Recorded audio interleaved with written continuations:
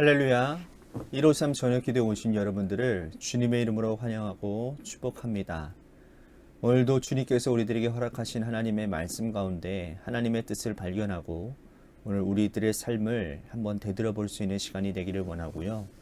오늘 새벽 말씀처럼 이 기도하는 가운데 타임아웃을 외치고 우리의 감정을 잠시 내려놓고 우리들의 삶을 돌아보며 하나님 앞에서 바로 서는 시간이 되기를 간절히 소망하겠습니다. 먼저 하나님의 말씀 보도록 합니다. 고린도후서 7장 5절에서 10절 말씀까지 보겠습니다. 고린도후서 7장 5절에서 10절 말씀입니다. 우리 같이 한 목소리로 다 함께 봉독하도록 하겠습니다. 시작. 우리가 마게도니아에 이르렀을 때에도 우리 육체가 편하지 못하였고 사방으로 환난을 당하여 밖으로는 다툼이요 안으로는 두려움이었노라. 그러나 낙심한 자들을 위로하시는 하나님이 디도가 오므로 우리를 위로하셨으니 그가 온 것뿐 아니요 오직 그가 너희에게서 받은 그 위로로 위로하고 너희의 사모함과 애통함과 나를 위하여 열심히 있는 것을 우리에게 보고함으로 나를 더욱 기쁘게 하였느니라. 그러므로 내가 편지로 너희를 근심하게 한 것을 후회하였으나 지금은 후회하지 아니함은 그 편지가 너희로 잠시만 근심하게 한 줄을 알미라. 내가 지금은 기뻐함은 너희로 근심하게 한 까닭이 아니요 도리어 너희가 근심함으로 회개함에 이른 까닭이라. 너희가 하나님의 뜻대로 근심하게 된 것은 우리에게서 아무 해도 받지 않게 하려 함이라. 하나님의 뜻대로 하는 근심은 후회할 것이 없는 구원에 이르게 하는 회개를 이루는 것이요 세상 근심은 사망을 이루는 것이니라. 아멘. 여러분, 사람과 동물의 차이가 참 많은 걸 알 수 있죠. 그 중에 결정적인 차이는 바로 이성입니다. 이성. 동물은 본능을 따라 행동하지만 사람은 본능을 억제할 수 있는 이성을 가지고 있습니다.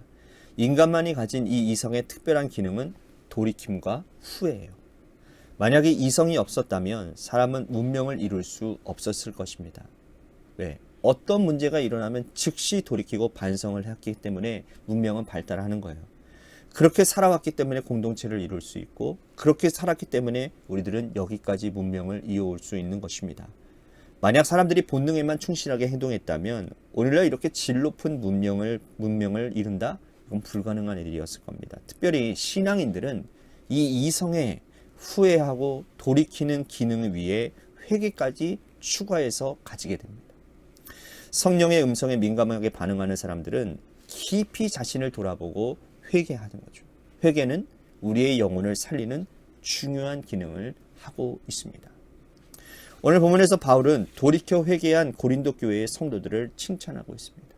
바울은 고린도 교회를 사랑했어요. 그가 개척한 그 어느 교회보다 이 교회를 사랑했고 4번이나 편지를 보낼 정도였습니다. 4번의 편지 중 바울이 가장 금심하며 보냈던 편지가 3번째 편지였어요. 2번째 편지, 즉 고린도전서를 보낸 후에 그는 그 고린도 교회가 자신의 사도성을 의심한다라는 이야기를 듣고 유대로부터 온 어떤 사람들에 의해서 바울은 사도가 아니라는 거짓 증거를 하지 않았습니까? 그 일로 인해서 교회가 혼란스러워졌어요. 바울이 자신이 비난받는 것은 문제가 아니었으나 성도들이 믿음이 떨어져 나가는 것을 견딜 수가 없었던 거죠. 그래서 작정을 하고 편지를 써서 보내는데 그 편지가 바로 3번째 편지인 거예요. 그 편지에는 성도들을 강하게 질책하는 내용들이 있었습니다. 이 3번째 편지를 디도가 가지고 고린도로 갔어요. 바울은 디도가 돌아올 때까지 바울은 그 일에 손에 잡히지를 않는 겁니다. 그래서 5절 말씀에 그의 자신의 심정을 아주 솔직하게 표현하고 있어요. 복음을 전하다가 여러 고난과 어려움을 겪는 일들이 다반사가 있었다라는 거예요.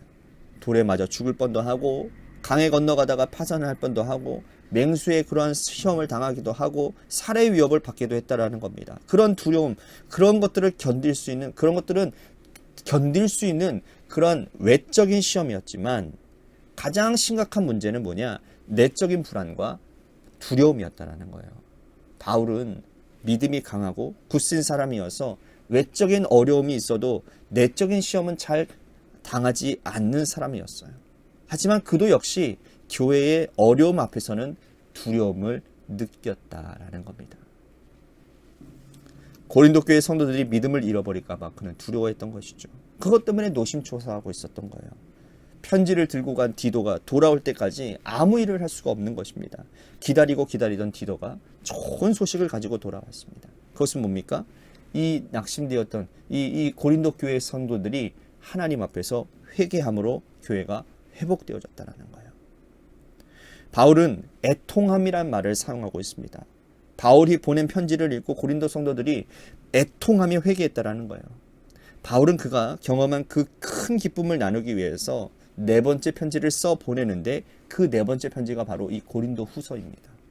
바울은 자신이 보낸 편지가 잠깐 이 고린도 교회 성도들에게 근심을 하게 했으나 궁극적으로 너희들을 구원으로 인도하게 하는 아주 놀라운 축복이 되었다라고 그렇게 말씀을 하고 있다라는 것이죠. 바울이 보낸 편지가 그들을 잠시 근심하게 했으나 결국 그들을 돌이키게 하고 하나님 앞에서 바른 믿음을 회복할 수 있어서 정말 기쁘다라는 표현을 했다라는 거예요. 바울이 말한 표현 중에 아주 중요한 말씀이 있는데 하나님의 뜻대로 하는 근심이라는 표현입니다. 바울은 이 표현을 자주 사용하고 있음을 보게 되어집니다. 하나님의 뜻대로 하는 근심. 이 하나님의 뜻대로 하는 근심은 뭐예요? 회개하는 근심이고 세상 근심은 사망에 이르게 한다는 거죠. 바울은 자신이 쓴 편지를 읽고 이 고린도 교인들이 깊이 근심하였으나 그 근심의 결과가 회개였고 그 회개는 그들을 다시 복음 앞에 서게 했기 때문에 이 근심은 하나님의 뜻대로 하는 근심이라고 말하게 된 거죠. 오늘 우리의 근심은 어떻습니까? 사람으로 태어나서 살아가는 동안 걱정 근심한 사람이 어디 있겠습니까? 하지만 오늘 우리가 하는 근심의 종류를 한번 생각해 봐야 되겠습니다. 과연 이 근심이 나를 회개로 이끄는 근심인가? 아니면 사망으로 이끄는 근심인가? 사람들이 하는 대부분의 걱정은 내가 할 수 없는 것들을 가지고 계속 걱정을 할 때가 많다는 거예요. 그렇다는 거예요. 여러분, 물질과 인간관계에 기인한 그 근심들이 대부분이에요. 사람의 인력으로는 할 수 없는 그런 근심들입니다. 하지만 이러한 근심이 내 골수와 내 진액을 마르게 하고 영혼을 힘들게 만든다는 거예요. 이러한 근심에서 벗어나시기를 바랍니다. 정말 우리가 해야 될 근심은 뭡니까? 하나님의 뜻대로 살고 있는가라는 거예요. 내 말과 행위가 내 삶과 말과 행위가 이웃들에게 선한 영향력을 끼치고 있는가? 이 문제를 가지고 근심을 해야 된다는 거예요. 그때 우리는 복음 앞에 제대로 설 수 있고 그 근심 끝에 회개에 이르게 된다는 것이죠. 믿음의 조상 아브라함은 두 번에 걸친 근심 끝에 열매를 맺게 됩니다. 그는 하갈을 통해서 낳은 아들 이스마엘을 어느 날 갑자기 하나님이 보내라는 말씀을 들어요. 근심이 되지요. 밤새도록 고민하고 근심했을 것입니다. 근데 그가 결단하고 아침에 일찍 일어나 하갈과 이스마엘을 떠나보냅니다. 하나님의 뜻대로 하는 근심이었고 이 근심의 결과는 자신의 지난 삶을 회개하고 돌이키는 근심이었다라는 거예요. 그는 두 번째 하나님의 명령을 받았는데 100세에 낳은 아들 이삭을 모리아 산에 가서 번제로 바치라는 명령이었습니다. 이것은 이전의 근심과는 비교가 될 수 없는 더 큰 근심이었어요. 이삭을 낳고 하나님의 이름을 제대로 부르지 않았던 아브라함에게 하나님이 결단하라고 명령하십니다. 그는 밤새도록 걱정하고 고민하고 기도한 결과 하나님의 본심을 깨닫게 되죠. 하나님의 뜻대로 사흘길을 가서 모리아 어느 한 산에 아들과 함께 올라가서 그 아들을 번제로 드리려고 합니다.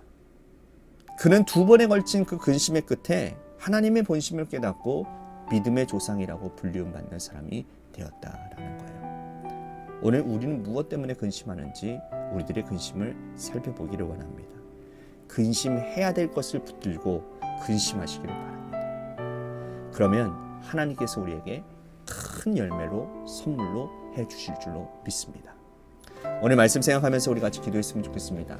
우리의 힘으로 안 되는 일 가지고 근심하는 자들이 아니라 영혼 구원을 위한 근심, 선한 영향력을 위한 근심을 하는 내가 되게 하여 주시옵소서라고 오늘 말씀을 생각하면서 우리 같이 기도했으면 좋겠습니다. 또한 우리 교회를 위해서 간절히 기도합니다. 하나님이 세워주신 주님의 몸된 교회가 하나님의 뜻 가운데 바로 세워지는 은혜가 있게 하시고 하나님의 신실한 일 가운데 하나님 드러나는 교회가 되도록 인도해 주시옵소서. 또한 육신의 질병으로 고통당하는 분들을 위해서 여러분들 기도해 주시고, 마지막으로 여러분들의 삶의 자리와 여러분들의 자녀들을 위해서 기도하시다가 이 시간 돌아가시기를 바라겠습니다. 노래 끝날 때까지 우리 같이 합심하여 기도하도록 하겠습니다. 기도하시겠습니다.